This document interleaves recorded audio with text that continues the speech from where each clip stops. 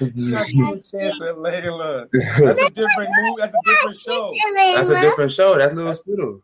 Yeah, we working on that. We got you. Yeah. Guru and Chantz, we are back with another one. I'm excited. Marvel's killing it, so I'm excited. Let's talk about it, man. Shang Chi. What if? Bunch of good stuff happening. Matrix. It's just so much going on. Talk about What If and Shang Chi, man. What you liking about it? What's going on? What If is exactly what we hope for. You're getting a chance to see different scenarios of what if this happened, what if that happened, and it's very exciting to see. A couple of things that stood out to me was what if the Avengers never assembled? What if Hank Pym killed them off one by one before they even became Avengers? It's an interesting concept. I like that idea because Hope died, and that's what gave Hank the depression to start killing off each Avenger. Right. That was the inciting incident almost, yeah. Right. So, and what if those are the two references of how Ant-Man's world basically had such a huge effect on the Marvel Universe? In the movie, ironically enough, Ant-Man coming out because the rat hit the switch and he was able to come out of the quantum realm, whatever you call it. Right. That never happened. They never go back in time. They never save everybody. Right. That rat is a hero. Yeah, that rat. Yes, we're gonna give the rat the most credit, but really, yeah. Secondary credit goes out to Ant-Man because had he not got out the quantum realm, they would have never went back in time and did anything. So this now Marvel's making now 3 references to the multiverse, right? And I think that is in service of, like, we know the multiverse of madness is coming up. I think the quantum realm is a good way of saying, hey, so it's like, okay, we got all these multiverses and all these like different branches, but what if within the branch you can always go to the quantum verse? The quantum verse is a place that's always accessible from any branch because it's beyond, right? Almost like the what was that place that Loki was, the time variance maybe that was like in like a quantum verse area, like a place that's outside of time. Right. So it's like, yeah, I agree. Like you said, like maybe they're touching on that a few times to let us know, like, yeah, we're going this direction. Ant-Man and Wasp, I think it's going to be called the Quantum Verse, right? It is, and that's where Kang is supposed to make. He's the villain of the movie. So it's like they're giving Ant-Man a lot of Ant-Man universe. They're giving him a lot of input on what's going to happen in the future of Marvel. So it plays into, like you said, Kang's the next biggest villain, right? Mm-hmm. He's going to be in that quantum verse. He's the captain. So it's like, yeah. And the only character we had, or the biggest character that brought you into that realm of the MCU is Ant-Man. So it's like, yeah, you definitely want to give it to him. And then you got like Stephen Strange, even to go to the What If episode with Stephen Strange and him using the eye to keep reversing time so you have like Strange. He kind of you can even say like that version of him almost broke like the multiverse. Like you're doing something that's skewed, right? It almost could have been like what they call it, an event in Loki where you rip off. Oh, I know a Nexus event. Nexus, yes. Yeah, it's almost like a Nexus. So like you causing it. So it's like it's interesting, man. They added more lore. Like when she died right there, that's an event you can't change. Right. Or like the untethering of reality. So I think reality, multiverse, and quantum Kang stuff is where they're like hedging their bet for the next future of stuff, which is dope. And I enjoyed that they kind of explained it too. They said like this is a Nexus event. If she doesn't die, you don't get the motivation to become Doctor Strange, right? And and that's why she has to go in that particular universe, because obviously it's him losing his hands. So no matter what universe is in, Strange doesn't become Strange until he experiences loss. Right. That's the thing that fueled you to get to being. It had to happen. You want to be yourself without. Yeah. Right. And I love how they explain that because that's real life. A lot of people wouldn't be who they were if they didn't experience that pain first. Then that motivation to drive them. So it pushes you further. You further. And like you said, it's very synonymous with reality because life is a bunch of what ifs. Like life is a bunch of like you can just be like, yo, what if I got that job and you get that job? Or what if I had this dream and built this dream? Everything's a what if. And it's like we manifest certain situations to be the one that we want or don't want. But it's like, yo, I wonder all the time. What if? Honestly, right? You know what I'm saying? On an everyday basis. I swear, it's like because it's a very intriguing concept. Because what if is automatically the thing we'll never know. It's also very human. It's a very human thing to think. What if this? Mm-hmm. What if it wasn't like this? What if it was like this? It's a very human thought. You know what I'm saying? I feel like it's very so. Marvel's hitting on a nail with that because obviously we got these stories we know, but to flip it on its head and see another way, obviously you obviously want to kill that because now you just give me more content. Like they're feeding a good need. Like obviously as humans we ask that same question. So it's like to see it play out and have adverse effects is dope. So they killing it with that. The Marvel Zombies thing was crazy. Yeah. To see Spider-Man out there changing lives and inspiring people. And I think it was the first time we heard Uncle Ben. First time we heard that man's name. He actually mentioned Uncle Ben. Yeah. First time in the MCU. Did they not mention him in the other Tom Holland movies? No. You get to see his he has a bag that says BF, like Ben Franklin Parker on it. Yeah. But he never says Uncle Ben. Nah, never. Really? He never says his name. Nah, he literally said Uncle Ben in that What If. So that's intriguing. That is intriguing. I think for Marvel it's just one of them things where it's like we've seen this is the third Spider-Man we've seen. Was it like the fifth or sixth Spider-Man movie? So it was a lot of we know who Uncle Ben is. So they were like, we'll wait on that. But like you can't have a Spider-Man or Uncle Ben. So it's like it's good to hear his name. I feel like there was a small reference to Uncle Ben in the first Spider-Man movie. It was, but he never said his name. He never physically said Uncle Ben. He's never said those words. Okay. That's a fact. And folks, go out and do your due diligence and look. I'll give you $5 if you find it. But you haven't because I believe you. I did, but I remember I could even put up the picture. They showed a case, the BFP, his old bag. Like that was the bag he took on the trip. Okay, You referenced the uncle with somebody. Obviously, you had the uncle because the uncle gives you inspiration of. I think what it was that we got so tired of watching Uncle Ben die that it was a good breath of fresh air to see that. Okay, I just continue the story 6 months after he's already into because you're already taking into account that we already know who Spider-Man is. He's not he's not a B-list hero again. We get that. Yeah, he's not a B-list hero. He's a hero that you can introduce halfway into a story, and we know exactly who he is. Yeah. Another one would have been Batman. That's what I'm saying. You don't have to see the Martha and Bruce. I mean Martha and whatever. What was the father's name? Martha. Thomas. You don't got to see Tommy Wayne die again. We know that one. Right. But like you said, that's for, Spider-Man, Batman, Superman. We know those. Mm-hmm. When it comes to like a Shang Chi, let's bring in Shang Chi now. When it comes to Shang Chi, we need to know they did well. Yeah. Right? You might not know what a Shang Chi is, but they were like, listen, I'm going to say this about Marvel too, because it's funny now because who owns Marvel? Disney. And Disney's not good at kind of keeping things to like feel authentic. Mm-hmm. Disney's not good at that. No. Disney's not. Look at what they did with Mulan. That new Mulan. Mulan sucked. Son, I'm sorry. Just to dive off, I seen somebody like she was like a Japanese woman or somebody of the culture breaking down how terrible it was and just saying like, y'all turn this character into a witch. We don't have witches. Like, and I just laughed at that because like, if you trying to make it authentic to a group of people culturally, you got to go hire some of those people so that they can do the work and let you know how.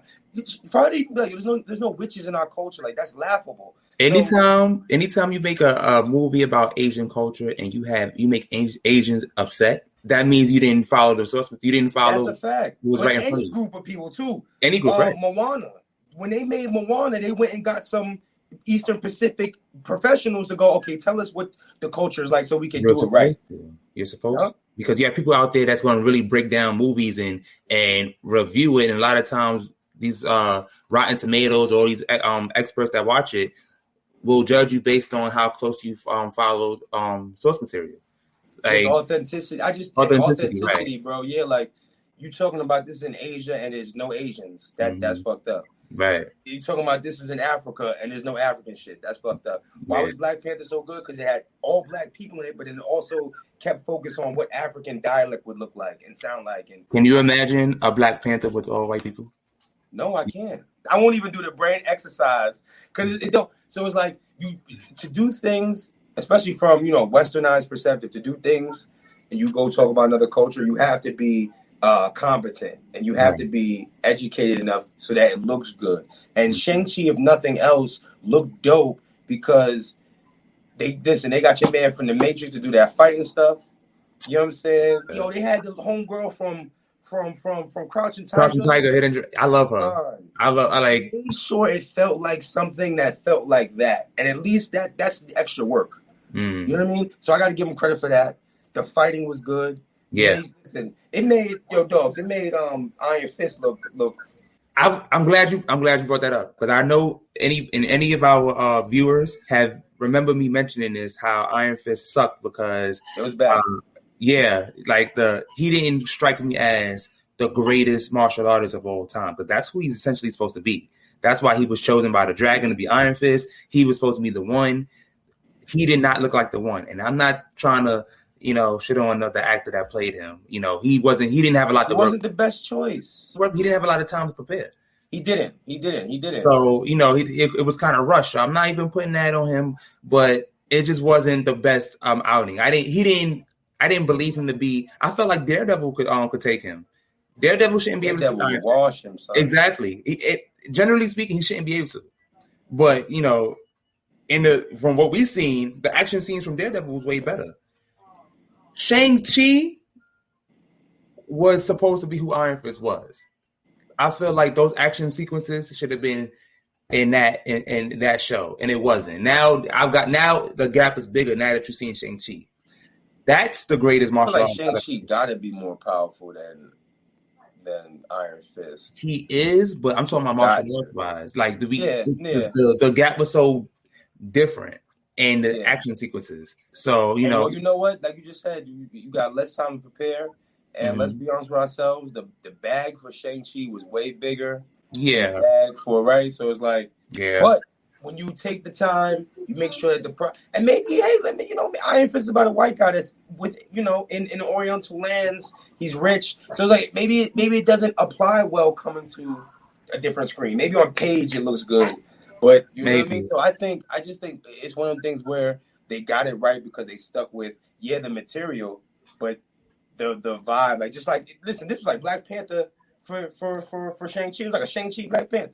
Yeah. You know what I mean? For the Asian community, y'all got a Black Panther now. Y'all got this Shang-Chi was fire. I was in there like, ooh. So I just feel like when you take a property, and that's why sometimes you might have to change stuff up, right? You change it to fit. Hey, for example, if your character sounds a little, that name's a little, that might be it's not PC no more.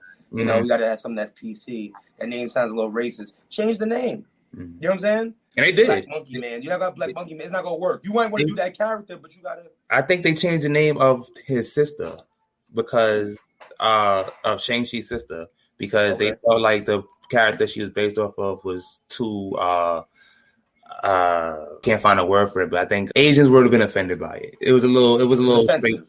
Yeah. And that was smart because they know that's their biggest growing market. If they don't like it, like you said, if they mad, you broke. So you definitely make the changes to make, but at the same time, just be, if it's not going, I think they changed the name of M'Baku, the guy that was in Black Panther, that right, he was the M'Baku. I think in the comic book it was like Man Beast or something like that. Like in the comic book, he got a name that they were like, that might be, we don't want to touch that, so they changed it. Yeah, you changes like that apply to the times are different. And it's not gonna go well from page to silver screen or whatever. Right. You do those, but like we talked about before, some changes are like, you ain't gotta do that. You don't gotta make this character black just for the sake of that. You don't gotta make this character gay for the sake of that. Make a gay character. You know what I mean? So I think just what they were able to accomplish, because it was authentic. It was, like you said, the fighting was there. The story was there. Mm-hmm. Everything. The parallels were good. Everything was just. You know, I laughed real quick. I laughed when, remember in the beginning, he's trying to fight the moms, and the moms is washing him, and they do this zooms in when she's looking at him. He's like, he in awe that he's getting washed, right? Yeah. So at the end, what happens? Shang-Chi doing the same thing. Right? He look at him, but when he's looking at him, it's not with love. He's like, fuck this. Yeah, like I'm whooping your ass. Like, I'm gonna kill this mother. Yeah. So, but that was a good parallel. Even the father was looking like, wow, he's really good. I laughed though because the son's face wasn't of love. It looked like it wasn't. He was mad. To take your heart out. Yeah. So, but the parallel as a director, as creators, right? They producers, and as director, he said, okay, I'm gonna have this this scene where they do the eye lock and it means this. Mm-hmm. Then later I'm gonna have the son and the father do the eye lock and it's gonna mean something different. But you caught it though, and it's like it came back around. That was wavy. Yeah, so, Marvel, listen, I liked it. It's safe to say I think it's top 6 for me. Top 6. I mean, damn. I mean, hey, go down the line. I know Endgame is on there. Yeah. I know Infinity War is on there. Yeah. I know Captain America, Winter Soldier's on there. See, you know my favorite. Civil War's on there. You know my top. See, you know. Spider-Man. Are we going back to not Tom Holland? Not in Tom Holland's. Those aren't MCU movies. Okay, so then MCU. You count other Spider-Man movies. Those all right. Well, then it might be. We don't know. We ain't see part 3 yet. We ain't see. You know what I mean? If it should. You gotta count MCU movies. If Doc Ock is in it, then we have to count the movie he was in. That don't count. Why not? Those for Marvel. They made those for another property. Those Sony movies. But then they took them. So you gonna count X-Men movies too? If they get counted in. Okay, this is the problem. If you're gonna say, yeah, I'm gonna count Spider-Man movies for the good, then you also gotta count the other movies for the bad. You gotta count Hulk. Just take both. You got technically speaking, Edward Norton's Hulk is a part of that universe. Now you mean part 1 with Eric Bana, whatever his name is? Technically speaking, every movie with a Marvel hero is a Marvel movie. Technically. All right, so we're going. All right, so if you want to be like that, sir, but I said I withdraw. MCU. I withdraw. See, you don't do that. I withdraw. All right. There's been some bad ones. Based on that, all right. Based on what you said, okay. Then I'm not putting none of the Spider-Man movies in my top 6. None of this, not even the Hollands.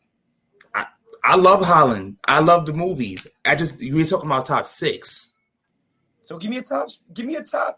I just gave you 4. So we're missing 2. Shang-Chi and what was the one before Shang-Chi? The 2 Endgame movies, the Civil War. 2 Captain America movies. Endgame is number 1. I'm putting Infinity War as number 2, if that was the case. Because Endgame was a lot of story building and gave you one big action sequences that we'll never forget, that we'll replay over and over again. I want to see more people dusting. I'll be honest. I want to see. Remember tell you about the show The Leftovers? Yes, I remember you mentioning. People dusting is the leftovers. The leftovers, like 30% of the population was gone. 60% is gone, disappeared.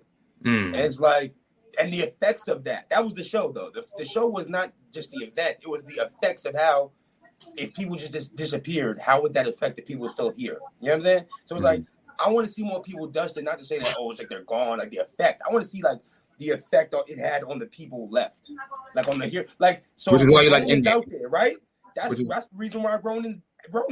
Right. If you do a Ronan show, you would see the effect psychologically this shit has had on the character. That's what I want to see more. Right. Winter Soldier and Civil War. That's and then the 2 Endgame movies, Endgame and Infinity War. So what's the 5th? I liked Ragnarok a lot, but I don't know if I'll put it there. Ooh, yeah. Ragnarok was funny, and I liked the action, and it was very good character development for Thor and Loki. I don't know. I'm missing a lot of movies, and I'm like, I apologize, fans. Black Panther's on there too. I'm sorry. Oh, we are wilding. Wow. Best Marvel movie they ever made. That was the best one. I'm sorry. Black Panther's number 1. Sorry. Black Panther was amazing for the culture. It's not over Endgame. It's not over Endgame. It's top 5 for sure. Yeah, it's top 5. Yeah, it's top 5. Definitely it's top 3. I got you right now. For me, it's top 3. Endgame, Infinity War, Black Panther, then the Captain America movies, then Shang-Chi. For me, it's Endgame, Black Panther, and then Civil War. You gonna put Black Panther? All right, let me slow. I'm gonna go back now. I'm gonna leave it there. And I'm thinking of the story now. Endgame. Black Panther story was Lion King. Yeah, it is. And I love Lion King, so I mean, I love Lion King. It's one of my favorite movies. So the brother in me want to say that movie's number 2. Black Panther lives in my heart as the second best. But you are more than a brother right now, so judging off of as a reviewer. Nah, it might be 4, bro. It might go Endgame. For me, it might go Endgame, Civil War. No, Endgame, Winter Soldier, Civil War. What's more important to me, the action or the story? The story. Number 2 is Civil War. Number 3 is Winter Soldier. 4 is Black Panther. The story is more important to me. The story and the dynamic between Civil War. Right, they had warring opinions. Yeah. Right. Iron Man was blaming himself. He's the reason why this is happening. We got to put a thing around it. It's your fault, Iron Man. And it was vital to something we've been watching since Avengers 1, where the connection between Captain America and Iron Man. That was tested. It was boiling over for a while. So that was the first movie where it boiled over the top. You know, they could have did well, or they could have gave us a little bit more of this. He mentioned how he didn't really like Captain America in that first movie, I think, the first Avengers, because his dad always talked about how great Captain America was. Right. And Howard Stark had that relationship with him, right? Right. It would be dope to see more of that, to validate why they had friction.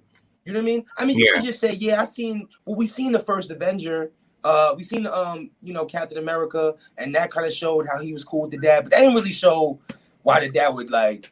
But also too, their ideologies is kind of different. They clash a lot because the way Captain America thinks is just kind of the opposite of how Iron Man thinks. The only thing they have in common is we need to save the world, but they have different views of how we doing it. It's almost like Magneto and Xavier all over again, like just the way how to handle things. That's why Iron Man was for the Accords and Captain America wasn't. So I think because of that story, I might have to get at number 2, son. And that plays into the whole, the friction they had in Endgame. Also, that was Spider-Man's introduction into the MCU. So that was a big movie, Civil War. Right. Yeah. That was his introduction. And it might have been Black Panthers too, was it not? That was the first time we seen Black Panther. Maybe. I think. Oh, listen. So Civil War is a little up there then. They gave you 2. Bob, they gave you 2. They went big on Captain America. This is because you tend to forget that this is a Captain America movie. This is Captain America 3. You forget that. You had so many heroes in that movie, almost like it was an Avengers movie. Right. I would say it was. Avengers 2.5. It was an Iron Man story. It was a Captain America story. It was a Black Panther, because he had a Panther story. Because his father died in that movie. Like the Thor movie. It was a Thor movie, but look how many had Hulk in there. You know what I mean? It had the Grand Wizard in it. It had a lot more than just Hulk in there. But that was more detailed on Thor because it was dealing with his sister and Loki. Like, you know what I mean? So that was a little bit more close to home. Asgard. There was a few reminders that this was a Thor story. Captain America didn't have as many reminders because there was so much subplots. Like you said, it was his fight between Iron Man about the Accords. They were also they both were the leaders of the Avengers. So it was basically who you backed, which leader you backed. Right. That makes it just as much as a Iron Man movie as it could be a Captain America. If that was the case, they both were leaders. So why call it Captain America Civil War? And why call it Captain America Civil War? That was the next movie in the cycle. Why? Why not? Because it was Captain America's movie. But what makes it Captain America's movie? You just said it could have been Iron Man's movie. What's the part that makes it specifically Captain America's movie?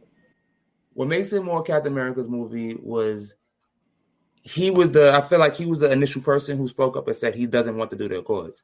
Like, and I feel like that's when Iron Man thought more about it because of the trauma he went through, because of what happened in Russia, that he was like, well, I think it's a good idea. Mm-hmm. But Captain America was always like the first one to say, I'm not with that, or I'm for that. Right. So he set the playing field for for the rest of the movie. Right. And that's why I call Captain America, because it's from his standpoint. His standpoint is the Accords are not good, right? Right. The whole time you're watching the movie, it's like you could in the back of your mind be like, hey, the Accords aren't too bad. But the Accords are set up as the anti-hero. Mm-hmm. You're not really supposed to be rooting for the Accords and Iron Man. Right. You like Iron Man, but you're like, Iron Man, you on the wrong side. You with the gut. So with that in mind, that's why it's Captain America Civil War, because it's Civil War is everybody. But the viewpoint is Captain America's. Iron Man was the villain in the movie, technically speaking. Technically, he's the antagonist of the movie. Yes, antagonist. The guy you're not rooting for. The storyline is set upon Captain America. Mm-hmm. Right. So, yeah. And he won the fight. He won the fight at the ending as well. So it's like, but then again, they jumped my man. So I don't know. They Winter Soldier and Captain America definitely jumped Iron Man. They jumped him too. This nigga got a super suit on, B. It don't matter, yo. Bro, you got super strength. You got a tank suit on, bro. I don't care. Captain America got super strength. The strength of 10 men. The strongest regular human being there is. This man can lift a helicopter. No. he could stop a helicopter. Wearing a helicopter. He's wearing a helicopter. With the soldiers, his arm is a helicopter. Like, you know what I mean? Like, come on. And he's a trained assassin. That was the old version of arm. That was the old version of arm. He's still a trained assassin who killed his parents. I'm with you. That's true. Okay, you know what I'm saying? That's messed up. Iron Man shouldn't have walked in that room, man. Right. Mind your business when you dealing with killers. Yeah, and Cap knew about it and didn't even tell him. And then tried to lie. He said, "Did you know?" No. You lied. You did know. You found out in your last movie. You found out in the last movie, you liar. He did. Listen, so it's like messing with killers in the street. Yeah, I mean, yeah. Killers. All right, defending Cap, Iron Man did pop first, but then going back to Iron Man, he just found out his parents was killed by the brain in front of him. You can't even be mad at that. What would you do? You know what I'm saying? Listen, I'm listen. I would have fought, and I probably took the same ass with Iron Man would have took because his suit clearly wasn't up to par. He didn't have the Mach 50 or whatever he needed. He had an EXO one. It's the fact that he ain't. It's the fact that he ain't care. He ain't stop. Captain America gave him ample opportunities and said, like, Tony, stop. Listen, he ain't care. He popping. That's why I'm always going. Iron Man is that he that dude. I mean, listen, like you just said, you know that this person killed your mother and your father. You gonna pop off. That's enough fire under you to go do whatever. Yeah. You know what I'm saying? And it's like you're not gonna stop. You want blood, and I'm not gonna stop defending my friend. So now we've come to a pass. There's no going any further. You know what I'm saying? But that's why that movie was so lit, because even when Cap said, well, he was my friend, and then Iron Man said, and so was I. So it's like that gave me goosebumps, because now Captain America's really, which is another, to your point, why it's a Cap movie, because he's kind of in the middle. It's his choice to make, right? Yeah. Do I defend my best friend, or do I defend my new partner, the person I saved the world with? Bucky was over there killing people. Iron Man was fighting with you on the battlefield. And you chose your best friend because he's your best friend. Even though you know he was wrong, even though he was brainwashed, but you understand fully why Iron Man's upset. He's very conflicted, which is why another reason to your point, it is why it makes it a movie. Yes. They grounded that story because it's his best friend. He's a monster. It's like it's not his fault. It's not his fault. Like, so it's like, yeah. But how would you feel, Cap? You know what I mean? Can you stand and look at the person who killed your parents in the face? And you seen it on video. It was brutal. Like, he strangled your mom. Like, it's messed up. There's no moving forward from this. Y'all just gotta. You can't go this way together. Y'all go right. So, I think I got to give that credit with credit. That's probably the second or third best joint they got. Yeah, I agree. Civil War was just I'm gonna watch it again because you just got me re-excited. But I might watch that again, and I'll watch Endgame again because Endgame, it was beautiful. Endgame was beautiful. I love show me the pain. Yes. Show me the pain. The aftermath. That's what life is. But that's just pointing out why we like Invincible so much, because we got to see the end result a lot in that show. And not even because it was bloody, just like you said, it was, if you smash somebody through a building, they're not going to be okay. If you drop a plane, they're not going to be okay. So, and they didn't have no. See Marvel make a show about that, bro. We could be in a show where we just regular people that live in a world with superhero people, and we have to deal with the onslaught of just shit that people like. Oh, a building went flying. Where do you think that building lands? Where do you think that antenna go? Like, but that was the whole point in DC why Batman didn't like Superman in the movies, because he was a product of what he's seen, and he watched people die and all that based on his fight with Zod. So that was the whole point of Ben Affleck's Batman didn't even mess with Superman at first. You know what, too, bro? It's one of the things where it's like the powerful don't care about the powerless. Right. So it's like in Invincible, like the dad don't give a y'all are insects, right? He's so powerful. His pet. That you are meaningless. So it's like, and that's how. Listen, the rich don't care about the super poor. You know what I'm saying? Like, so it's one of them things where it's like there's a disconnect from people that. So if you're super powered, like individuals, like you're not gonna care about nobody with less power than you. Right. You know what I'm saying? And I feel like when you are so super powered, you might lose sight of how weak something is. Like, you're so strong. It's like, this so real. It's like, oh, I picked this 50-pound weight up. It was light for me, but a baby can't do that. So you might have, in your brain, that's light work. It ain't light work for everybody. Mm-hmm. You just flew through a building. And you're not worried about the building falling because you worry about killing this guy. This is important. But that building will kill 100,000 people under it. Yeah. They won't kill you. You're not worried about it in that moment because you're fine. Especially so when to you have enough power means to not have enough worry. Especially when you can't relate because you're not even from that planet. So you're used to everybody who's like you on your planet who this wouldn't harm this person.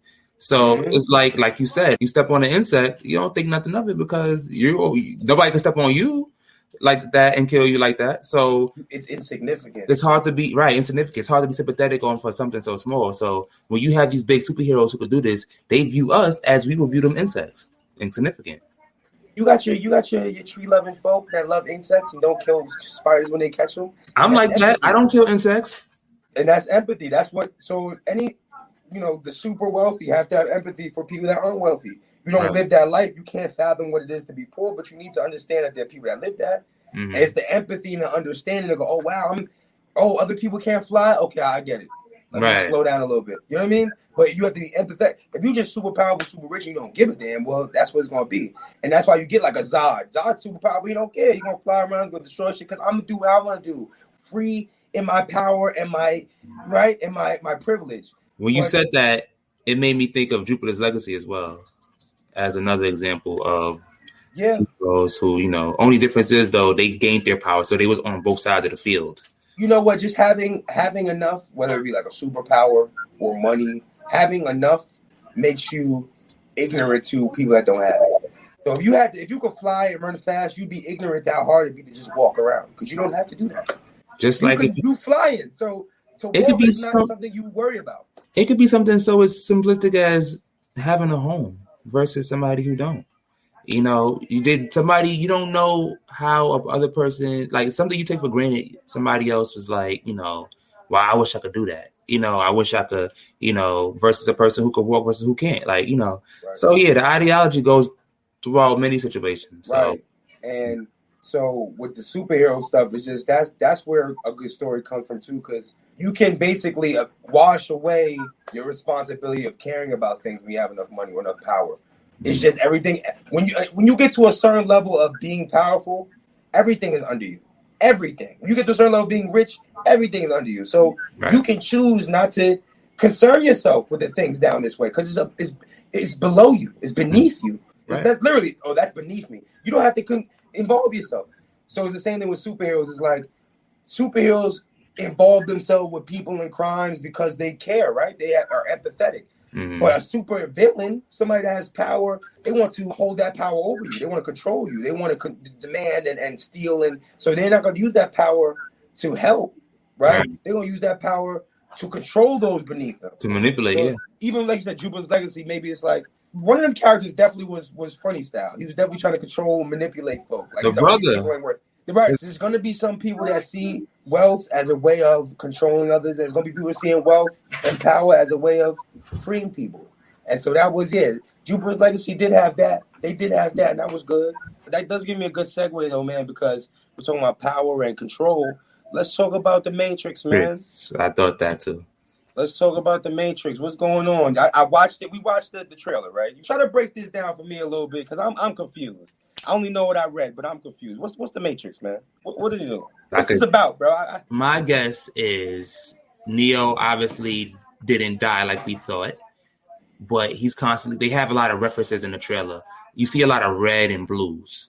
Red meaning what's going on in real life. That's reality. Blue meaning that you essentially in the rabbit hole. You don't know what real life is going on. I think it's a little bit different now in the modern day Matrix 4. I think it's not just black and white anymore. Red pill and blue pill has now different, more intense meanings to what it did before. I think Neo not remembering his past life and who he was, and that he's basically God in the Matrix. He takes blue pills. I'm not sure why he's taking them. Maybe he's trying to forget about the memory of Trinity, because at some point you see that Trinity's alive, and we've seen her die in real life. We've seen spikes go through her, so I'm a little unsure. So it's hard to say where direction they're trying to go. You see a lot of scenes where Neo knows what he's doing. He has his powers back, and then you also see scenes where they meet each other for the first time, supposedly. So I don't know exactly what direction they're going. I just know it looks awesome, and I can't wait to see it. To add on to that, I was so confused because, like you said, at the end of the final movie, right, at the end of the trilogy, number 3, homie died. So it's like it kind of you know, I'm just coming into it like, where are we picking up at? Like, how is this picking up? And I had to look it up, and a lot of people are reporting that this movie is they kind of doing like what they did with Terminator, like the number 2 and number 3 are kind of getting written off. This is a direct sequel to number 1, and it's really like, okay, that's what they're doing. Yeah. Oh, like wow. as if like this takes up after he learned to fly, and it's like, okay, well, I need you to. All right, so what? I guess this will expand on what has happened in the gap. Because let me just go back to saying this. Like, you know, my reason of saying is like, if y'all don't know what the fuck Matrix is at this point, something's wrong with y'all. Because the Matrix, bro, is arguably, not even arguably, I think it might be the most important science fiction movie of our generation, like the last 20 years. Like, the most pop culture reference. Everybody know the Matrix. It's ahead of Everybody knows the glasses. Everybody knows the coat. Everybody knows the down to the Matrix typing. Yeah. Everybody knows. Coding, so yeah. It's like, it's one of the things where it's like, if they about to fuck this up, so okay, so you're telling me, all right, boom, we're getting these 2 characters again, but we're going back to after the first movie. You don't have Morpheus. You got homie from Candyman. He might be playing young Morpheus. He might just be playing a new guy. I think he's young Morpheus. You think he's young Morpheus? I think he's young Morpheus. So okay, so if he's young Morpheus, how do you have a this is my stab in the dark. You ready? He's back in the Matrix. He's back in the Matrix, but he don't know he's back in the Matrix. He thinks for some reason he doesn't remember he's the one. He's living in the Matrix again. He's been in this program. He's going to see Neil. Patrick Harris. He's going to see Patrick Harris. That's his guy, right? But I just saw a picture of Patrick got the blue glasses. Blue glasses. It was blue like the. So now you're going to see him. He's the new program. And so now we get to see these new programs that deal with Neo, right? But then he goes to see the black guy from Candyman. What's his name? Maybe that is a new version of the Morpheus. Maybe that's a new iteration of Morpheus, maybe. Okay. Or maybe that's a copy of a guy. Maybe they're trying to fool him. Who knows? I'm interested in seeing how you make it sufficient that, okay, the second and 2 movies don't matter. And they really don't matter just because they didn't do as well as the first one. That's really why. But they don't matter now. Make it make sense. Because other than that, I could have just watched John Wick 4. But I'm looking forward to it. Because listen, Matrix was iconic, but it's like, don't bring it back just because it was iconic. If it's not gonna be good, I'm gonna tear you up. Yeah, for sure. So will I. Because like I said, no matter how much I love the Matrix movie, if it's not good, I'm gonna speak on it. I want to know what part the dude from Hamilton is playing. Which dude from Hamilton? I think he was the prince in Hamilton. The not the prince, it's not princess, but like he's dressed as a prince. Like he played the king in Hamilton? Yes. That's one of my favorite songs in Hamilton. That's why I know it. Yes. Hamilton. If you haven't seen his amazing play, by the way. But yes, that guy. I want to know what part he's playing in the movie because I think there's a scene. You'll be back. The guy saying that? Yes. Yo, he's in that? Yeah. That song was hilarious. It was. You don't remember the scene? I think Keanu was actually fighting him in one of the scenes. That mirrors. Really? I don't remember the scene. Yeah, it mirrors the scene where Keanu originally fought Agent Smith in the train. I've watched the trailer like 5 times, so I've really been I had to study it. But yeah, I wonder what part he plays. I wonder but he looks human because if you notice in the trailer, he's one of the people who gets his mouth shut. Like Neo did in the first movie. I got to see that part again because I didn't see homie you was talking about. And I don't remember the mouth shut. I got to rewatch it. But it definitely seems like they're in another. Like, remember when the guy, I forgot his name, the founder, the father, the foundation, he kept telling, he told homie, like, yo, this is like the 7th iteration of this. Like, I've gone through this. He was almost like Kane the Conqueror. Maybe he saw all the different versions of how Neo would react. Yeah. He told me, yo, this is the 7th iteration. We've done this already. I know what you're going to do. So what if, like, we just watching another iteration? That's true. That's true. And maybe in this update, because you figure like this, how long was Neo in the Matrix when he got caught up in the cubicles, when he got unlocked, when they finally pulled up on him at his job? How long did he have that job? How long were you your whole life? So, that's true too. Right? So maybe in this update one, it's just been another 10 years until he realized, wait, something's off. Right. Something's off. We went through this. Neo, wake up. Right. Like, and that's why Morpheus or whoever Yaya's playing offered him the red pill, said time to fly. Essentially, Neo can fly. And so it's like, And the action sequences. This is the movie that started fire action sequences, bro. So they gotta have fire. This is the property that started 50,000 cameras to do the. So it's like slow motion bullet time stuff. It gotta be crazy. It's not, bro. People are going to say they should have just kept it alone. Yeah, and you don't want that when you decide to dig up a property from when it was done like 10 years ago. It's risky. It's only. I mean, it's only risky if you don't have a genuine good sale. Hopefully, the Wachowskis wrote a genuinely good tale. I'm feeling good about it because it's by Wachowski. She directed it. I think the sister. So the first ones was with the brother. So I mean, they got the same insight. Hopefully, like I said, people didn't like 3 and 2 as much. I enjoyed 1 and 2. 3, it was like okay, kinda, but 2 opened up an even bigger world because at the end of 1, you seen him fly with cases. You saw him becoming who he's supposed to be, the one essentially. 2 was necessary because 2 showed, and a lot of movies do this. A lot of movies show the path to how somebody became somebody, but then don't show you what happened afterwards. I like that 1 built him up to be this powerful guy and showed you what he can do and how he built the second one.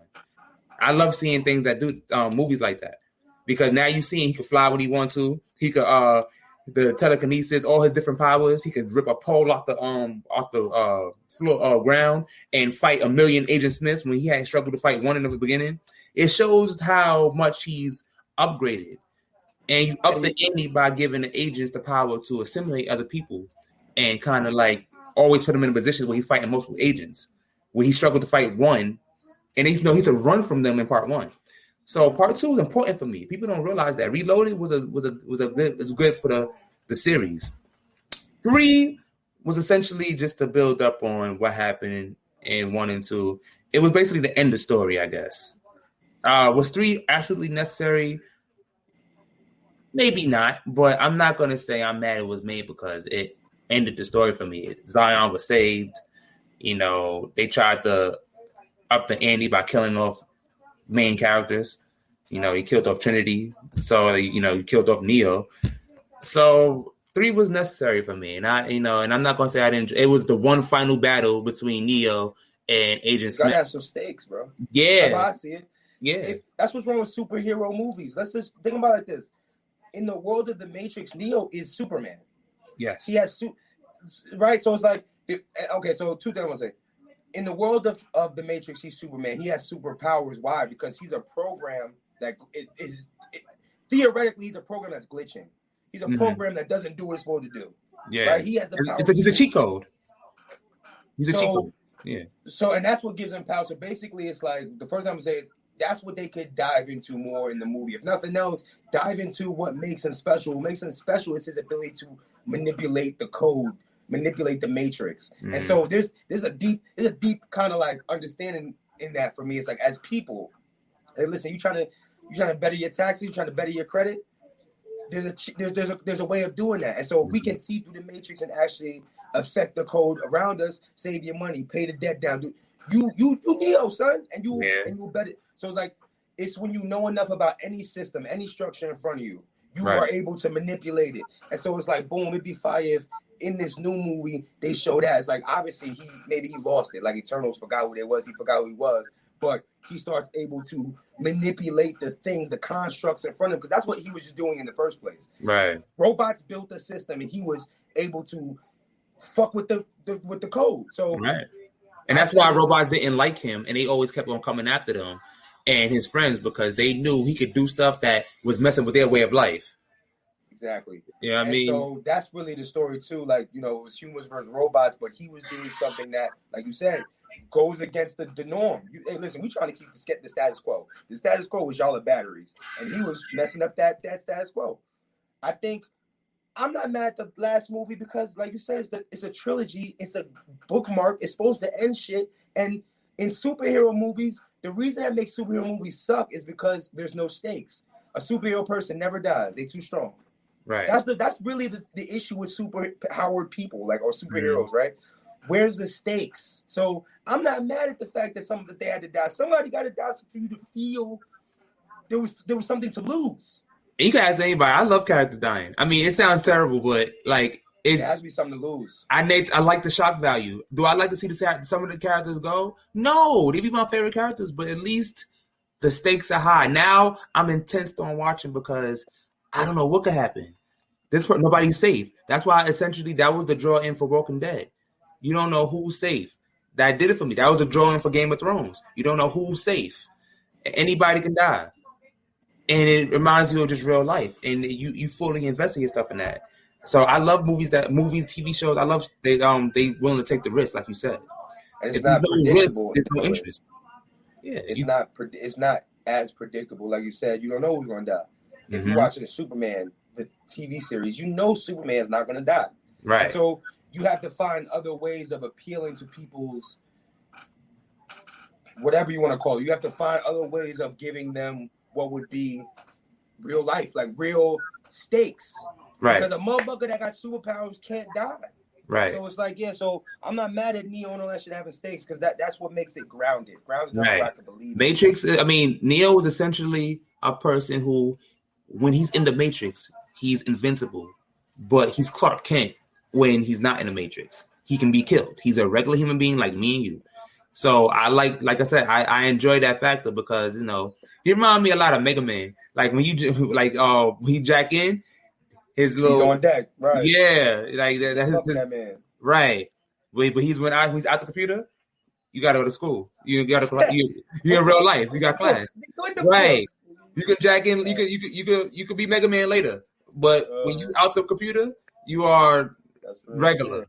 So I enjoy stuff like that. Like, and I enjoy kind of like the bleeding effect. That's basically where, in Assassin's Creed, if you play Assassin's Creed games, the bleeding effect is basically when you're into the computer, whatever your character could do, you start to experience that in real life too. Like, that's how Neo was able to stop the robots from attacking them.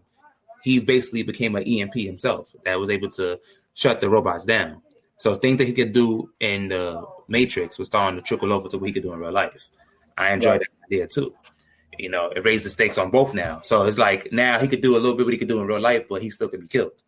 So a Superman that's vulnerable. I enjoy it. Right. Because you do get your superhero savior vibe, but you also get he has weaknesses.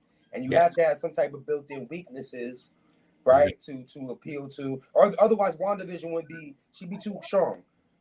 Captain Marvel would be too strong. You wouldn't be able to be. They have to have something. The boys. Homeboy and the boys would be too strong if he didn't need the mother's milk. If he wasn't a freak, he'd be too strong. He wouldn't have no control. So to say all that, to say too, it's like what would be cool for the Matrix to do is like think about the Matrix as like the internet, it's like social media. Like the Matrix is a place that people willingly tap into now to get away from reality. Mm-hmm. And so imagine in the update, there are humans that know that there's reality and that there's the Matrix, and there's people that choose the Matrix. Mm-hmm. Just like in the first Matrix, they had the homie that sold them out. He chose the Matrix. Yeah, and I want a steak. And I ain't gonna lie, I understood where he was coming from. Like at the end of the day, he's like, well, ignorance truly is bliss. So if it wasn't the problem with that is this: you know better, so it's not ignorant. It's you're choosing to be ignorant, and choosing to be ignorant isn't. Okay, you know what it is? The phrase is willfully ignorant. But he wanted his memory wiped. If you wipe your memory, then he's no longer being willingly. But he made a choice to be ignorant. He won't remember that. He made a choice to be ignorant. The choice absolved you of knowledge. You had to choose it. But if you don't, listen. He don't remember. I talked to somebody yesterday about it. I said the dude was like, "Oh, with my music, I like to educate. I'm gonna educate people." I'm like, all right, I feel you can educate, but for example, if somebody don't know how to play ping pong, right? And you like, you know what? I'm gonna make an art that teaches people how to play ping pong. It brings the effectiveness of ping pong to them. If you're teaching them and you try to put somebody on with the knowledge, you're not gonna belittle them and berate them. You're not gonna say, "Oh, you're stupid for not knowing." No, because you are ignorant of it. You didn't choose to be ignorant of it. You just don't know no better. So I can't beat you up for not knowing. Let me put you on. Now, if you're somebody that you knew better, you know that drugs are bad, you still gonna sell them. You know that certain shit is bad, but you still gonna do. You know better, but you are choosing to play ignorant. That's worse. It's different.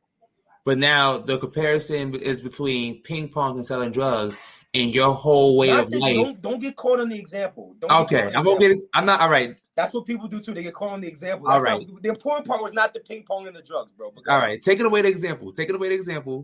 Either way you put it, you gotta realize what this man had went through. Like he's in a constant war where machines can kill him at any minute. Where his food is oatmeal every day, and it's supposed to. The rest of them gotta die because you weak. But that wasn't his agenda. Wasn't to kill anybody. His agenda was just life is hard. He gotta sell anybody else out. He didn't have to sell. I mean, I guess that was the trade-off. Okay, we put it like that. Yeah, it's still. But what I'm saying is, I'm not even saying I will make that decision. What I'm saying is understandable decision. I understand why he felt that ignorance is bliss in that situation. There's plenty of situations where ignorance can be bliss because you're maintaining that happiness. Huh? Know better. Well, my argument is this: you're ignorant means to not know better. Like you're not ignorant if you made a choice that you know going to have an adverse effect. His choice was, hey, sell out your people. You know what's going to happen to your people, and you're going to get something good. You're going to get what you want, but it's not going to be good for them. And that's messed up. Yeah.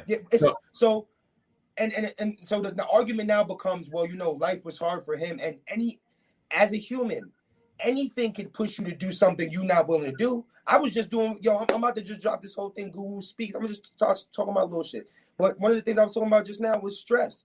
Stress will push you to do things you might not do if you wasn't stressed, right? All right, so then let me ask you this. Let's take away the idea, because that's a deciding factor, the fact that he had to turn in his friends.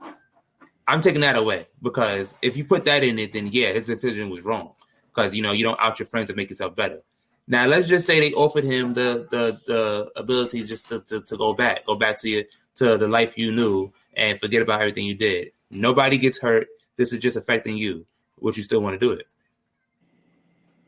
It depends, bro. But just understand that that's not what happened in the movie. This is a side thing. I get it. Okay. I get it. So I forgot. I low key forgot that he had to rat out his friends to get that. Because that's the thing. That was the dynamics. It's like, listen, this is hard for me. I'm going to and that's what I'm saying. If that's what they said to him, hey, listen, don't worry about it. If they said, hey, listen, bro, we're going to just reset you. It's going to be fine. Just meet us here. And that was all it was. Now you're ignorant to what's really going to happen. No fault of your own. You was just in pain. And you did what somebody in pain would have did because the pain forced you to make the choice. Right. But they didn't say that. They said, hey, bro, listen, we're going to reset you, but we need to know where Morpheus is. We need to know where Zion is, yeah. You feel me? And so you sold out. Right. Yourself, your people, because the pain was too great. And so that's what humans do. Yeah. Everybody got a spectrum. There's certain shit that I will do that you won't do. You will do that I won't do. But as soon as we go, I'm in too much pain, and the pain forces you to make a choice. The stress, the fear. So that's kind of what the first Matrix did good by showing us as humans. There's things that you wouldn't have done as a man. Your character won't allow it. But if you're hungry enough, if you're in pain enough, if you're lonely enough, that's as humans. And so that's And so, hey, listen, new Matrix could be like the same thing. People are willing to patch in now. We're willing to go on the internet and absorb ourselves of what's real for this fake, because this fake is so strong, so great. We do that now when we buy a new video game. That's what I'm saying. We buy a new video game. You put your headset on, you escape into that world. Right. And everything that's like bothering you is no longer bothering you for that moment. That's so it's like us as humans, we do that. But that's goes to say what you were saying before. The Matrix is so relevant even to today. So I just hope that this movie. That's how they can keep it relevant too, because otherwise, leave it alone. It looked like kind of like you said. Right now, that's the world we live in. We are giving all our time to false paradigms and IGs and YouTubes and socials. We taking you be in a club, recording the club to put it on the internet instead of enjoying the moment in the club. Right. You feel so it's like we living for the Matrix. And so if they're gonna make a new Matrix, y'all need to dive into the Matrix we actually call reality, because then there's a story there. Well, according to the trailer, it looks like they're doing a little bit of that, because if you notice, there's a scene where he's in the elevator and everybody's on their phone or their tablet. I gotta rewatch it. I didn't see that, but see, that's dope, because that's the Matrix now. This is the Matrix now. Yeah, and he's looking. He's the only one not on his tablet which essentially is showing that you're showing why you're the one right there because you're the only one you're just sitting there wondering like. Imagine, bro. You just imagine the robots, right? The new program comes out, and toward the end, they're like, listen, before we had to create y'all, we had to tap y'all in, no more. Now we just make these programs to keep y'all in. Programs that run you now. Yeah. And he's the only one, like you said, he's the only one that's not tapped in because he's the one. The one now isn't somebody that can manipulate the code in front of him. It's somebody that's not poisoned by electronics. Yeah. That's dope. We just wrote a movie. Damn, we just wrote a movie. You say, yo, hold on, I gotta do like Dr. Evil. Yeah, one more time. Hey, where's the cat? You need a cat, just kind of like. What? Hold on. Hey, like. Yo, I think if nothing else, that's why we need to write movies, bro. Because think about what your favorite movies had. It might have had some superpower stuff. It might have some futuristic shit, but it had humans dealing with human things, pain, love, hate, fear. So it's dealing with that where you could tell a story, and that's what I think the Matrix did well the first time, and they could do well this time. Yeah. I have high hopes. I have high hopes. It comes out for HBO Max and in theaters. I'm going to choose HBO Max because it might be a waste of money. No. Maybe might be a waste of money, and and it's like if you're gonna give it to me for free for a service I already paid for, I might as well watch it on that service. You feel me? In the comfort of my own home. I might as well. And you're still gonna get reap the same benefits because I'm still gonna watch it and I'm still gonna enjoy it as a viewer. So like I said, hopefully Matrix is everything we hope it'll be. It's a game changer. I hope it starts a new trilogy. I hope all that stuff. I hope nothing but good things about this movie because I'm a huge fan of the Matrix, even though I explained it poorly. But yeah. It's all good. What the fuck is it? Oh, listen, man. Let's finish it like this, bro. We had a passing recently of a very, very talented brother. It's crazy because it seemed like after Chadwick Boseman, it's like, damn, how much more can how many dope actors of color can we meet? But Michael K. Williams, man. Yeah, and at age 54, that's pretty young. I just finished watching Lovecraft again. He was in Lovecraft Country. I was telling you to watch that. Mm-hmm. Gotta watch it. That's fire. Everybody obviously knows him from The Wire.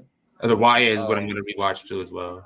Everybody knows Omar from The Wire, but and then the thing I sent you, he did like a 3-minute video, film, I would say, called Typecasted. Folks, if you haven't watched it, you haven't heard of it, go watch Typecasted with Michael K. Williams. Basically, it's him having a conversation with himself about how people perceive him, how coaches, how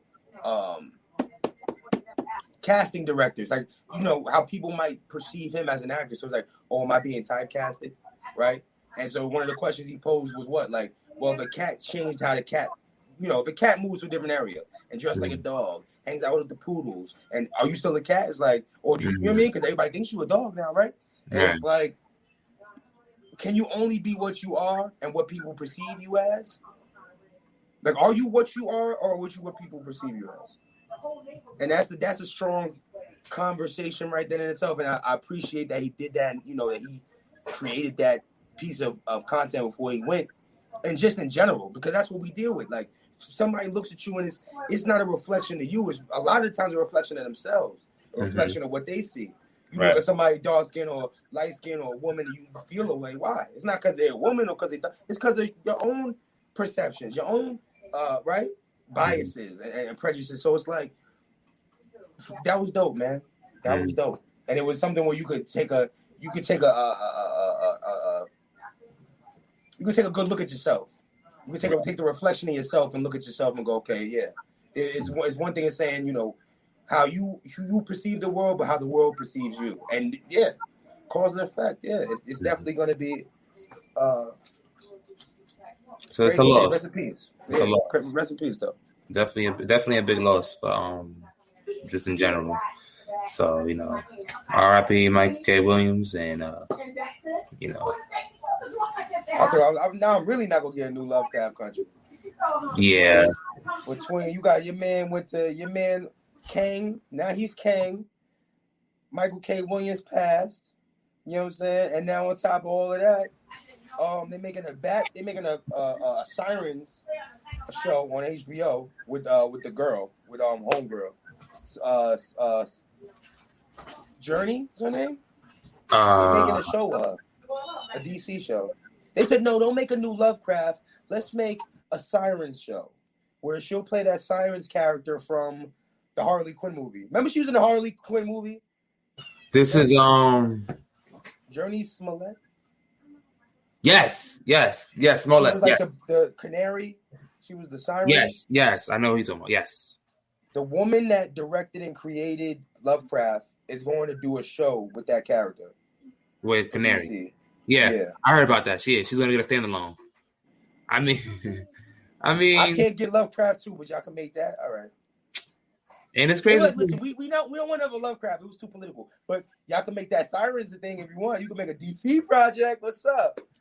What's up? And she was like, yeah. I mean, will I watch it? Nisha Green, I think. But shout out to her. Will I watch it? I don't know. Yes, I think you'll watch it before I watch it. Only because I'm a DC shows. You like, you know what I mean? DC, Marvel. You know, I watch them all. I can't help it. It's a sickness. It's a sickness. I'm working on it. I'm seeing somebody about it. Yeah, but even they're Marvel fans and DC fans too. So it's like we just end up talking about it together. Right. You win. You can't get no real help. Yeah. Man. Well, listen, man. This is what I want to sum it up with saying, like, we already know good stories have some type of beat, have some type of emotional tether. You know what I mean? Shang Chi had the family stuff, right? You know, the what if stuff had some family stuff too. You know what I mean? So sometimes it could be family, sometimes it could be internal turmoil, something that the character's dealing with personally. Sometimes it's the beliefs, right? Sometimes it be the Jupiter legacy thing where it's like, oh, these two powerful forces and we believe one thing and we're kind of like separated by this code or this ideology. Like, so regardless of what it is, especially if we're talking about something where people know a video game movie or a comic book movie, give us something that got that tether of emotion. You know what I mean? Because that's what people like. That's what they tap into. All the colors and stuff is fine. It's great. I want to see the blast and the pum pum. I want that. Give me that. You know what I'm saying? But it helps. It helps. You know what it is? It's kind of like, listen. It's kind of like when a joint. Okay, it's like the difference between lust and love. Like, lust is lust can fizzle out. Oh, she bad. Oh, you lust over something. But love is like it's forever. It's unconditional. It don't go away. Well, it don't go away, brother. So it's it like diminishes, but it doesn't go away. It's like, is it, like was it who was making them Transformer movies? Michael Bay. What is that? Who? Michael Bay? No. It was Bay. Them movies are a lot of lust. It's a lot of colors. It's a lot of booms. He draws you in with the.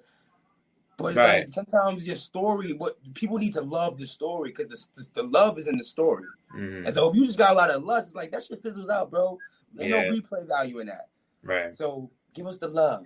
And it goes to show how little he focused on the love because by part 3, he just completely forgot about the love he was producing for part 1 and 2 and put in a whole new character that he wanted to sort of a sudden marry and all that. Like, you can't, it was just about the boom booms. It was just about the boom. Like, you know what I mean? I actually invested in myself in their relationship. And Megan Fox and Shia LaBeouf. Right? Yeah, I've invested in that.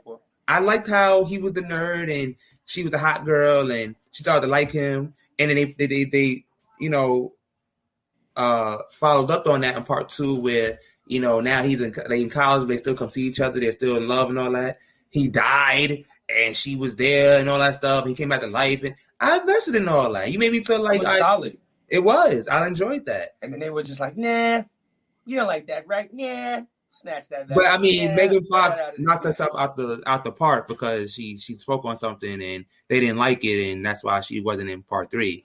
But my thing is, what she should have did with that was then say she moved away or something like that. Don't just bring in a whole new girl and have a reason to, right? Yeah, you know what I mean. Have a reason to write her out. Right. They didn't appreciate the people that were watching it, the fans, enough to be like, oh, they won't care. It wasn't about her anyway. It was about the robots. And it's like, I care. Bro, that's what it was about. They were like, humans, they don't care about the humans. And then they pick a model So they was like, well, we're gonna make her hot. We're gonna pick a model, and they're not gonna mind. No, they messed up with the movies for me when they didn't have the things. They should have started with Transformers coming together, bro. I thought one of the coolest things Transformers did was like, one Transformer became a gun that the other Transformer would hold. Like a Transformer would turn into another part that the Transformer that was fire. They would come together. Yeah. They didn't. Yeah, it's be a while before they add that in, but maybe not. Because I think they make it another one. But I think there was one time when two bots like joined at like an arm, but they didn't join and become a bot. They just kind of linked one time, but they didn't do it right, man. Yeah, nah. And then they added. I know y'all watching. They could do a lot. They could do a lot if they wanted to, And they try to add in Mark Wahlberg, John Cena, and again, just to get people to buy tickets, not because it made the story any better. Mark Wahlberg did not make their story no better. No, he did not. But I tell you one thing: if they made another one with Shia LaBeouf's character, I bet you people go see it because people is gonna. Shia wouldn't even make it. Shia would be like, "I'm not too good enough for it." Nah, he probably wouldn't. He probably wouldn't, but it'll just create that nostalgia from movies that we actually and Transformers movies we actually enjoy. That's what will make me see it. That's why you make a Matrix movie and you bring back all the old characters. You can't make a Matrix movie and not bring back the characters that made us fall in love with it in the first place. Right. So, in some form or fashion, or not mention them. Like if that's not Morpheus, you got to mention Morpheus. If Mr. Anderson ain't in it, you got to mention Mr. Anderson's program, like the old program that used to fuck with him. Like you got to do something. But yeah, I'm looking forward to it either way. I know it's gonna be good because I'm gonna tear it up if it's not. We got Eternals coming soon. I'm excited for Eternals. I'm excited. We'll talk more about Eternals next episode. I'm like this. I'll be honest. I'm like, we'll talk more about it, bro. I just feel like it's a group of Superman. I like that. I don't know. It's like, I saw laser visions. I saw people flying, and it's characters from Game of Thrones doing it too. I'm gonna keep the Game of Thrones fan. I see why that would bring you in. I'm not giving so that does nothing. Brought me right in. This nigga's like weird. Yeah. Rob Stark, Jon Snow, sign me up. Like, listen, you're not excited for Doc Ock? That's what I'm excited. I'm excited for Spider-Man. Absolutely, Spider-Man. Yeah. And I know he's not talking to that people. I bet you this is what's happening in that too, real quick. I just think that either they did some cool cutting, either they did some quick cutting where there's another Spider-Man there, another one of the Peters is there when he said that. Because how would you know that? You wouldn't look at Tom Holland and go, "Oh, that's Peter," because he has a different face. Unless two things: either they cut it. Marvel does it; they'll cut it so the two scenes are different. Or always do that. They be right. Or what if the spell made his face look like? So okay, boom. Imagine it's like all these people from different universes, but Peter Parker is the constant. So Peter Parker in a different universe might have a different face, but he's still Peter Parker. So you have this spell going on that tethers all the Peters to this one Peter. That makes him the main Peter, like Peter Prime. So then let me ask this. So you think Andrew Garfield and Tobey Maguire are lying? Because they both confirmed they weren't in the movie. They're in the movie. I think they're either in the movie as voices, like on some Star Wars shit. You know how like in Star Wars, did you see the newest Star Wars, The Rise of Skywalker?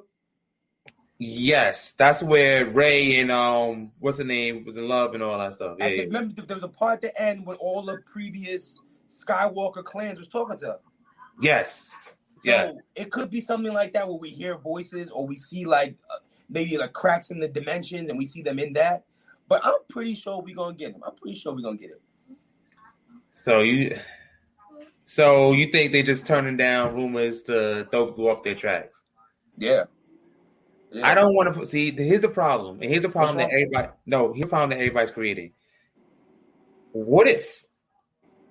No pun intended. What if they really aren't in the movie? Is that gonna hurt the movie? I don't know. How? If they're not in the movie, I feel like if you build people up to think that we're gonna see all three Spider-Man, all fans of all three. If you are an Andrew Garfield fan, Tobey Maguire fan, Tom Holland fan, you put all three of them in the movie. And they're not in the movie. It could hurt your feelings. Well, let me say this. They've been talking about not only was the Spider-Mans from other universes going to be in there, they was talking about the villains. They was talking about the Mary Janes from different worlds coming in. they were so friends, different friends. So it was like some of that was gonna be wrong, right? So it's like, listen, as a fan, like you thought you were gonna get all of that. You thought you were gonna get every Spider-Man, every villain, every Mary Jane, and every Aunt. No, you wasn't gonna get all of that. I don't think we're getting all that. But let's talk about what we know we got. We know we got Doc Ock. We know we got Doc Ock. That's the Toby. We know we got Green Goblin. We know we got Green Goblin. That turns us to Andrew. Yeah. We know we got Jamie Foxx. We know we got Jamie Foxx. He said he coming back, and they showed a little bit of lightning, but he said he coming back. So we know we got Jamie Foxx. We got Sandman possibly, because we seen Sand stuff happening. So that's two villains from both pieces. Or no, 3. You got Goblin, Sandman, and Ock from the first reign, right? Yeah. You got at least 2 villains from the second reign. Maybe 3 if they got the reptile. Lizard, yeah. They might have him in there. So you could have 3 villains from each 2, right? Which means that you would have Sinister Six from different universes. And so the that idea would of them be being fire. Not being able to leave, that's all you need. Now you might not get Toby, but I can live with that. This is what I want from Toby. This is what I want, bro. This is what I want, comic book world. I'm gonna tell you right now. I want in our world, this is how far you've never seen what Uncle Ben looks like in the MCU, right? I want there to be a scene when Tom Holland sees Tobey Maguire's Spider-Man. What are you gonna say? Ask Uncle Ben. And goes, Uncle Ben? Yeah, that would be crazy. That would be Flea, because once again, you don't have to look like right? In another reality, we saw Newbie don't like you. You still you, but you look a little different. My daddy might have been different. That's true. That'd be crazy. That'd be crazy. Bro, different reality should be different. It's not just yo, it's so real. It's like and they around the same age. That means my mother didn't meet my dad because she didn't go to that place. Actions are different. So it's like, yo, you line up 3 or 5 of you from different realities, they'd be different, bro. They'd be fucking different. So imagine there's a scene where he's spitting us and he see another Spider-Man. Spider-Man? Nigga, take over. What's going on here? Uncle Ben? We ain't never seen him. Oh my God, Uncle Ben is this. And they I think there's Ben Reilly, I think. It was Scarlet Spider-Man. So I think Riley, So is that what you gonna say? I'm not sure if that's an Uncle Ben. No, I think Ben Reilly might be a clone of Peter Parker. Spider-Man, Peter Parker, right? Yeah, he might be. So then that'd be even more dope if they did something like that. They could. What I want them to have the movie, and at the ending have Tom Holland look turn around and say hey Pete, and it'd be Miles Morales, like of this universe of like Miles Morales say hey Pete to Tom. Yes. Like remember the part so she looked like a Hispanic black lady. Remember he was looking in the car at the black lady and the black lady was looking up at him? I think They didn't say who that character was. That could be Miles Morales' mother. Maybe. I know we had his uncle. We had his uncle in part 1. Remember Danny Glover was his uncle. Mm-hmm. So I mean so I think you could have you could definitely have Sinister Six. You might not get all the Toby. I mean, you might not get all the Spider-Mans, but it's like, what if the way you get those characters? So the thing about it is that they're saying they're not in the movie as Spider-Man. What if they're not? They could be in the movie as Peter Parkers. That's why they're lying like that, because they're not Spider. No, I'm not playing Spider-Man. I'm playing Peter Parker. That's different. That's how you get away from it. Or one of them is playing Ben. He's not playing Peter. So he's like, I'm not in this shit as Spider-Man. That's all I need, bro. Have him be Ben. First of all, Toby's old enough to look like somebody's uncle. Have him be the uncle. Have the other one be a version of Spider-Man.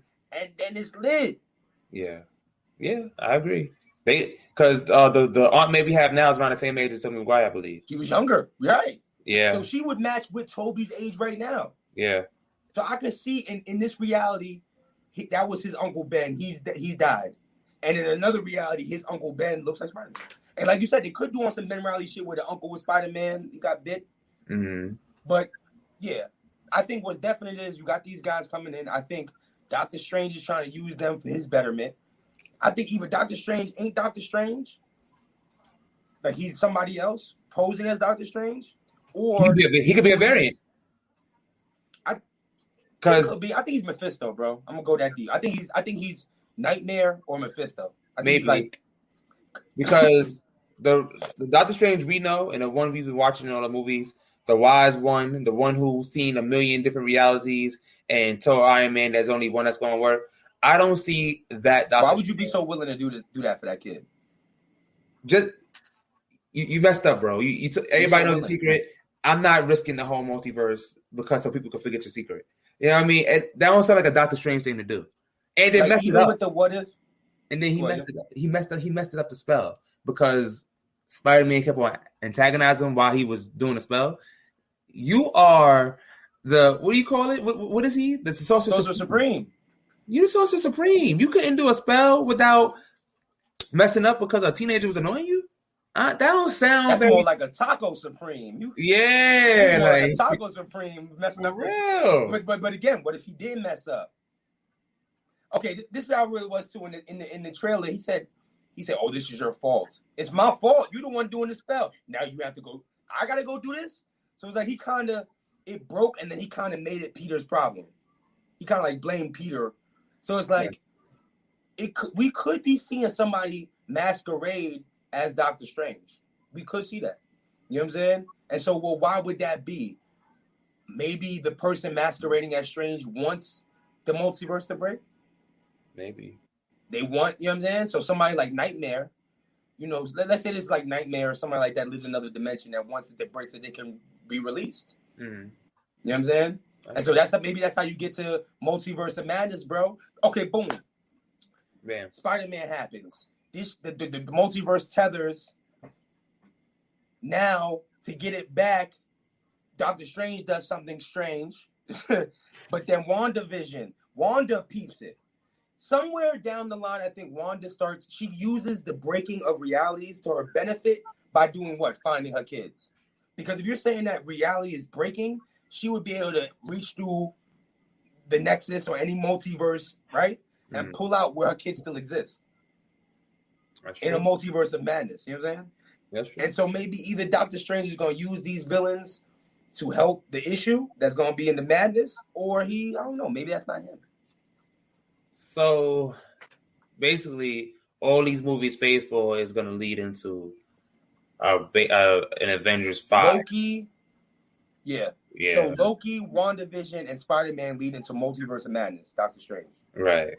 Which in turn probably leads into Quantumania and the whole Kang shit. Right. So it's the setup, like you said, it's the Avengers 5, but also I feel like the Secret Wars of it. The multiversal war. Remember they said all that? The multiversal war. So you think it's going to be called Avengers Secret Wars? That might be too much of a jump. I don't know.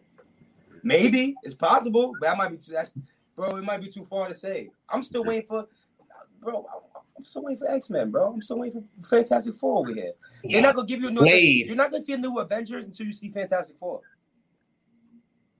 Okay. I'm excited for that. I want to see a Marvel Fantastic Four. I would love to see how they would handle it. It's coming, bro.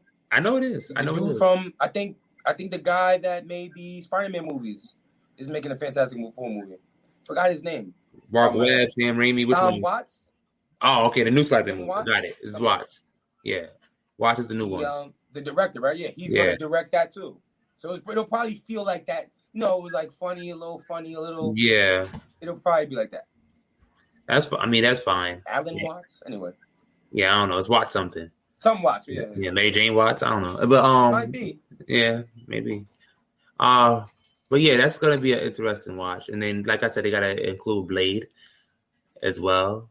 Mahershala Ali's Blade. So I'm excited to see that as well. Yeah, I think he's a part of Phase 5 though. I don't even think he's in this phase. His movie is gonna be at the Avengers 5, I believe. But either way, man, it'd be good to see what they're gonna do. So I'm willing to wait and be in watch.